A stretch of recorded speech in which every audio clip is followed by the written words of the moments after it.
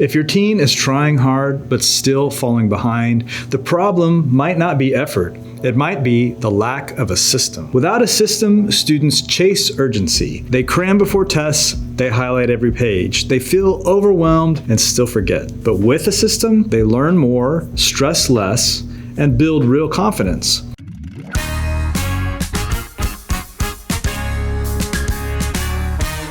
Welcome back to How Learning Works, where we explore the science of how students learn and how parents can help them. In this final episode, we're pulling it all together because learning isn't magic, it's not about talent, and it's not about endless hours. It's about using a few key strategies consistently. Here's the 4-part system that works. Number 1, retrieval.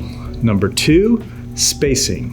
Number 3, attention. And number 4, sleep. Let's walk through what it might look like in real life. Say your teen is learning a new unit in science. On Monday, they preview the lesson and quiz themselves on the basics, retrieval. On Tuesday, they review with flashcards, spacing. On Wednesday, they focus deeply for 25 minutes, attention. On Thursday, they teach the concept out loud to a sibling or a friend, retrieval again. On Friday, they rest, take a nap, or revisit the material lightly, consolidation through sleep. On Sunday, they spend 10 minutes recalling what they learned that week, long-term, spacing, and self-check. That's one subject, 1 week, and a complete learning loop. You don't need complicated apps, you don't need expensive tutors. You just need consistency.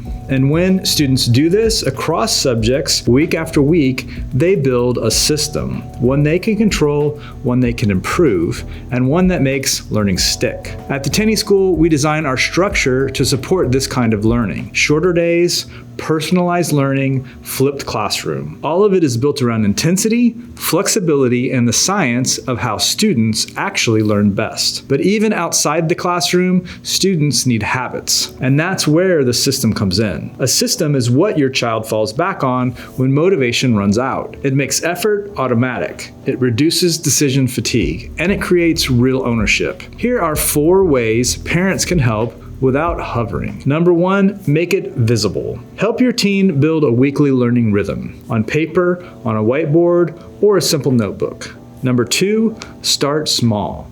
Pick one subject, one strategy, 1 week. The goal is progress, not perfection. Number 3, link learning to purpose. Ask questions like, how could this help you later? Or what's something you want to get better at? Motivation grows when students see where effort leads. Number 4, celebrate consistency. Not just the outcome, but the routine. You stuck to your plan. You reviewed 3 times this week. You taught it back without looking.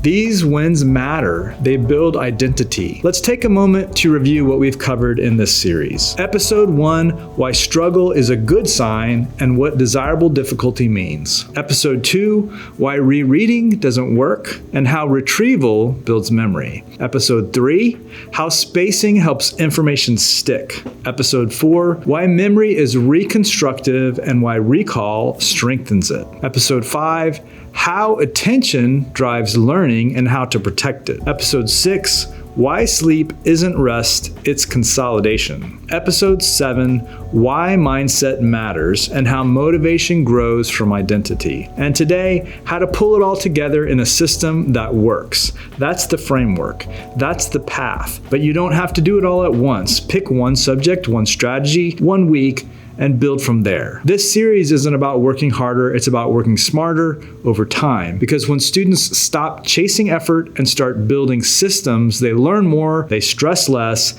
and they gain control of their growth. That's how learning sticks. Thank you for joining us on How Learning Works. Subscribe for more science-backed strategies to help your student learn smarter, not just harder. And if this series helped reframe how you think about learning, share it with a parent who could use it. We're all figuring this out together.